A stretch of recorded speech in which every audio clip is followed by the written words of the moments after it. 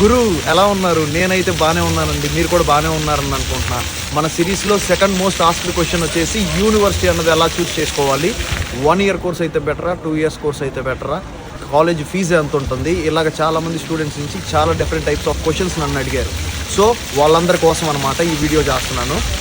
గురు, నువ్వు ఎందుకు వస్తున్నావు అన్నది నీకు మైండ్లో ఉంటే ఏ యూనివర్సిటీ అయితే ఏంటి, నువ్వు డిగ్రీ చేయడానికి నీలో సత్తా స్కిల్స్ నేర్చుకోవాలనే తపన ఉండాలే కానీ గవర్నమెంట్ కాలేజ్ అయితే ఏంటి, ప్రైవేట్ కాలేజ్ అయితే ఏంటి, ఇక్కడ ఎవడు కూడా ఏ కాలేజీలో డిగ్రీ చేసావన్నా చూసి ఎవడు నీకు జాబ్ ఇవ్వడు. నీలో స్కిల్స్ ఉన్నాయా లేదా చూసి మాత్రమే ఇస్తాడు. నువ్వు కాలేజీకి వెళ్ళు, నీ 100% ఇవ్వు.